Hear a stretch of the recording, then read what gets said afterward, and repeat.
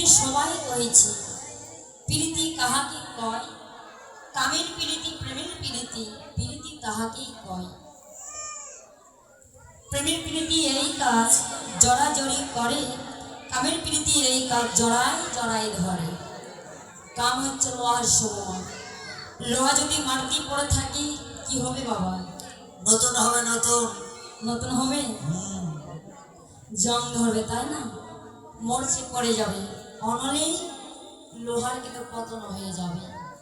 আর হে মাথা সোনা, সোনা যদি মাটিতে পড়ে থাকে জং ধরবে, নষ্ট হয়ে যাবে, দাম কম তো তাই।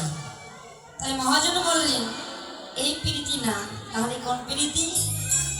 প্রীতি প্রীতি কঠিন প্রীতি, প্রীতি কেমনে হয়?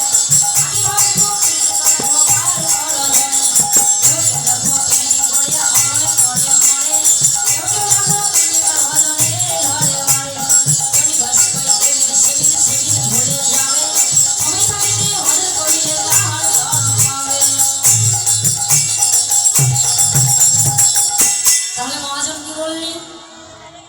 প্রীতি প্রীতি কঠিন প্রীতি বাবা। প্রীতি কেমনে হয়? আগে ভক্ত কি করতে হবে? এই প্রীতি করে এই ভবপাঠটা করতে হবে, জয় মা। কেহ কেহ দেখো এই প্রীতি করে নিত্য নিত্য দিন অনলে করে মারা যাচ্ছে বাবা। আবার এই প্রীতি করে কেউ বা অনুরাগে ভজনের ঘরে বাড়ছে। তবে যাদের গুরু কৃপা হয়েছে একমাত্র তারাই কিন্তু এই পথের সন্ধান জানে। কেননা এই পথের সন্ধান জানতে হলে যখনই গুরুর শ্রম আশ্রয় নিতে হবে। যখন গুরুদেব কৃপা করে ওই পথের সন্ধান আপনাকে দিবে। আর যখন আপনি যুগলে কৃষ্ণ সঙ্গ ভজন করবেন, গুরুর কৃপা থাকলে রাধা গোবিন্দের যুগল রূপ দর্শন করতে পারবেন। তাই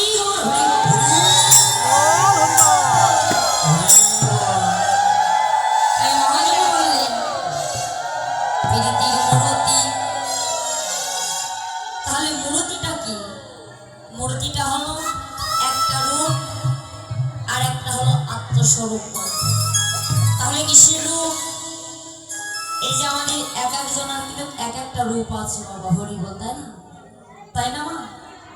এক একজনের এক একটা কিন্তু রূপ। তবে এই দেহের রূপগুলো একদিন কিন্তু নষ্ট হয়ে যাবে, তাই না? মাটিতে কিন্তু মিশে যাবে, পুড়ে ছাই হয়ে যাবে বাবা। কিন্তু আমাদের দেহের যে একটা আত্মস্বরূপ আছে, এই আত্মস্বরূপ কখনো বিনষ্ট হয় না বাবা। ভক্তি শাস্ত্রী বললেন জীব নিত্য কৃষ্ণ দাস তাহা ভুলে গেল, মিশে মায়ায় আবদ্ধ হয়ে জীব এই মায়ার ফাঁস গলায় পড়িল।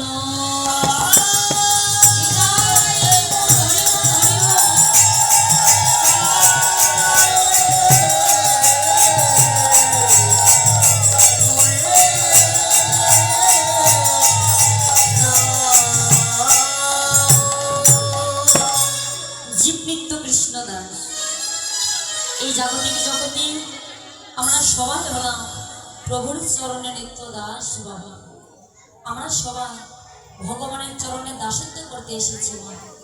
তবে যখন ভগবানের চরণে দাসত্বের কথা আমরা ভুলে যাই, তখনই আমাদের দুঃখ হয়, কষ্ট হয়, জ্বালা হয়, যন্ত্রণা হয়।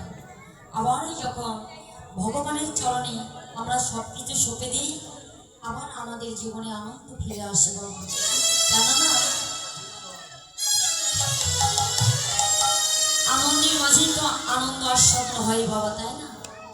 নিরানন্দের মাঝে কি কখনো আনন্দ আস্বাদন হয় না? আনন্দের মাঝেই আনন্দ আস্বাদন হয়। তাই নাগরীরে আমি দর্শন করলাম রূপের মানুষটি, তবে ওই রূপ সোনার না, সোনার মূর্তি না, প্রেমের মূর্তি না। আমি আরো দর্শন করলাম, কি জানিস? আমার মনে হলো আজও গিয়ে